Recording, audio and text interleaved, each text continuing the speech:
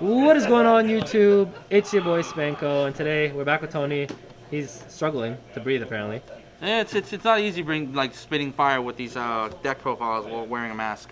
You're able to breathe. It's just It gets to you. yeah, it gets you. Anyways, so today you have BA for us. Yes, I have BA. This deck I built really early, and I had a great idea. I built it. It worked out. So I don't expect it to be fully competitive, but it is funny.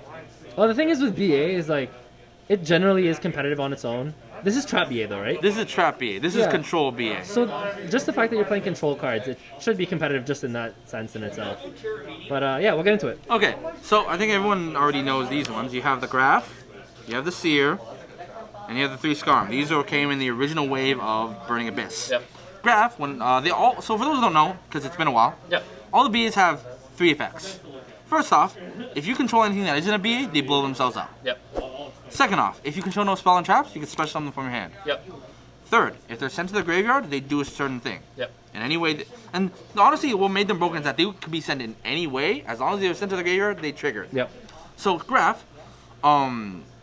lets you, when it's sent to the graveyard, special summons a BA from the deck. Yep. Seer summons a BA from the graveyard. Yep.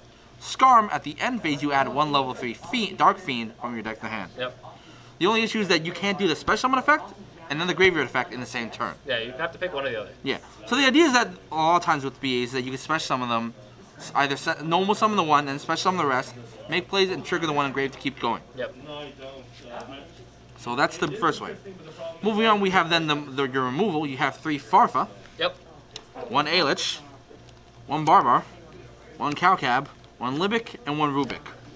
These are essentially your extenders in some ways. They all special summon themselves like the same way. Yep. So most of the time when you open one of these or this, you'll be using special summoning these to make your plays. What plays you'll make, you'll be making seeds plays. They're all level 3, and that's really useful. Yep. But ultimately, what each of these do, Farfa, when it's sent to the graveyard, targets 1 monster on the field, banishes it until the end phase. Alich is effect negation. Yep. Barbar banishes up to 3 Burning Abyss to burn your opponent for 300. Barbar for game. Barbar for game was a real thing. It was a very real thing. It was a hilarious thing, but also a real thing. Cowcab is like a shitty Night Beam. Yep. It target a set card, bounce it, or target a set spell trap. Libic is kind of weird. When it's sent to the graveyard, you special summon 1 level 3 fiend from your hand, but its effects are negated. So essentially, it's a way to cheat out one of your other Burning Abyss and still get the effect off. Also a way to make it so that they don't blow up if you have something else on the field. Right, that's also that. Yeah. And Libic has no effect in the grave, it's just a tuner. You can do Needle Fiber plays. I didn't want to do Needle Fiber plays. Okay. Shocking, right? But these are... Don't tell me you're making Virgil with Rubik. No. Most of the time you make this just because it's a free special. Oh, you just need another name. Yeah, Okay. if you want to play Needle Fiber combos, be my guest. But because these are all fiends, and that blow themselves up, you can play 3 Fiendish Rhino. Yep. Fiendish Rhino, once on the field, all the fiends on the field cannot be destroyed by card effects. So it protects themselves. Actually, can't be destroyed by battle either. I think you have to run over this first before everything else can be killed. No one really uses that effect though. Yeah. The other fact is if it's sent to the graveyard, you send any fiend from the deck to the graveyard. Yep. Free dump. Yep. Level 3. Some normal summon this, special on the BA, keep going from there. It's just essentially a foolish barrier. Then we play 2 Torgai. If this is at 3, I'd be playing 3. If this is at 3, however, I wouldn't have a third artwork to go with. I'd actually have to get alties, a set of alties. That's a lot of money. I mean, after the Charizard, I don't think there's anything that's a lot of money. That's facts. If you guys haven't seen that Charizard video, by the way, I'll leave a link in the description. Yeah. Then, for hand traps, we're playing 2 Ash. Honestly, this could be 2 Valor, this could be 2 DD Crow, it could be whatever you want. It just can't be Nibiru. Okay. The problem with these is that, as I said, these BA monsters blow themselves up if you control any other non-BA. Nibiru, unfortunately, gives you a monster that's not a BA, and you really don't have a lot of ways to get rid of it. Yep. Then we have our 1 spell, Foolish Burial. The only spell you need. Yeah, the only spell and the best spell. You dump a monster, trigger BA, that's what it is. Foolish literally says, what effect do you need? I got it. Yeah. That's literally what it is. Then, for the traps, we're playing 2 Fire Lake. So Fire Lake, not as good as it used to be. The idea is that you can send 2 BAs you control to the graveyard to target 3 cards in the field, up to 3 cards in the field, and blow them up. Yep. This is probably one of the strongest removals for a trap still in the game.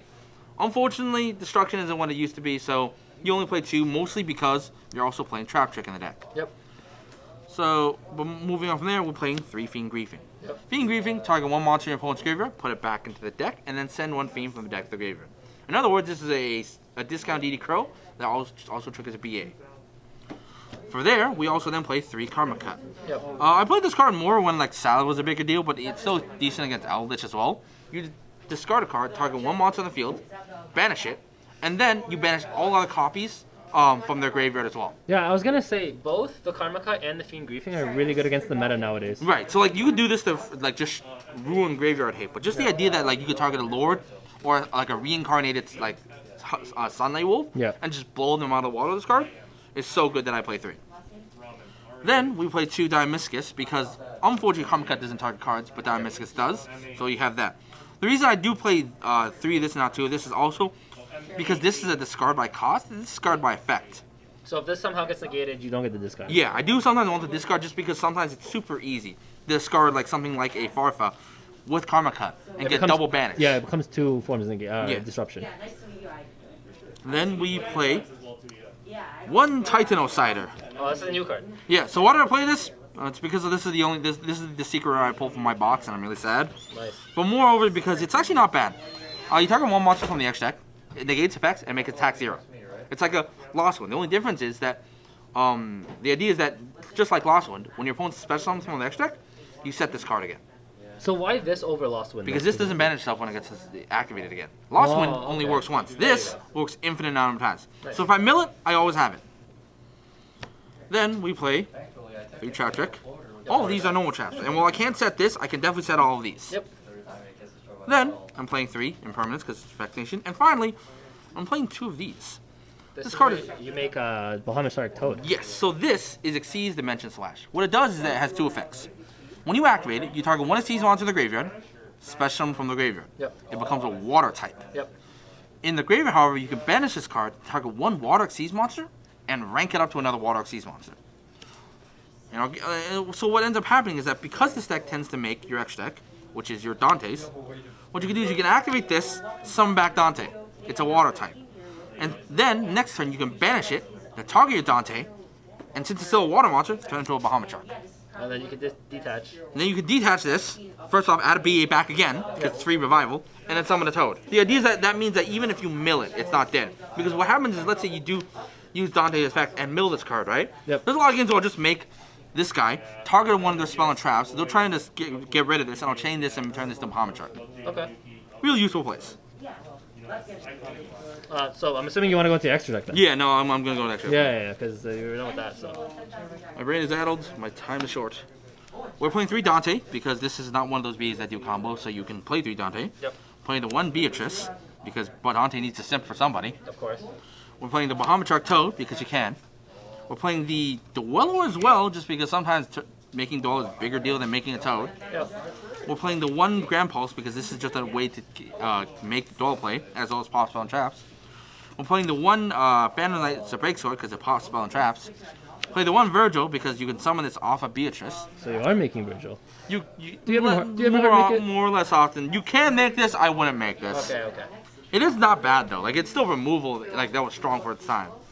And then playing the 1 Cherubini because Cherubini is useful. Shocking enough, back then, like most of my BA deck profiles started with me making Cherubini.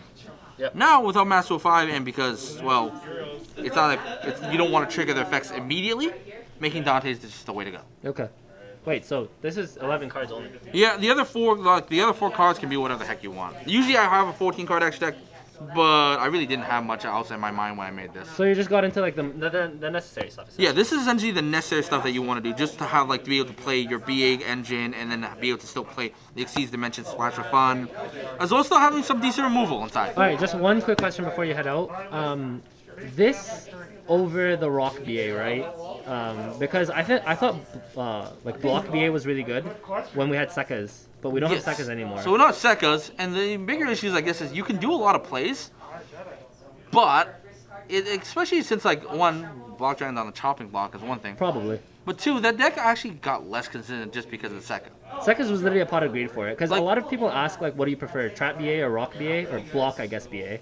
And I personally like the Trap BA, but also because when I was playing BA, it was traps back in the day. Like that deck, especially Block B, is so reliant on setting up that Block Dragon play to keep going and start making crazy boards. but at the same time, I feel like it has less versatility going first or second. Yep.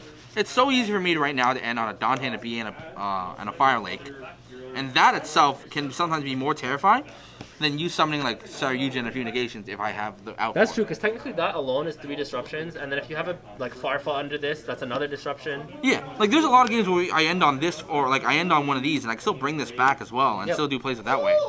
Like there's a lot of options. I feel like the deck is just a little more freestyle when you don't have to rely on like I have to make my big board to go. Okay, that makes sense. All right. Let's face it, that they're like it's either big board format or just mix Exo. That makes sense. Oh yeah, I guess you could technically do rank ups in this, but yeah, we're not gonna get into that. So yeah. Anyways, thank you for the profile. Thank you guys for watching. If you guys enjoyed the deck profile, like the video, subscribe to the channel. Tony's channel is coming soon.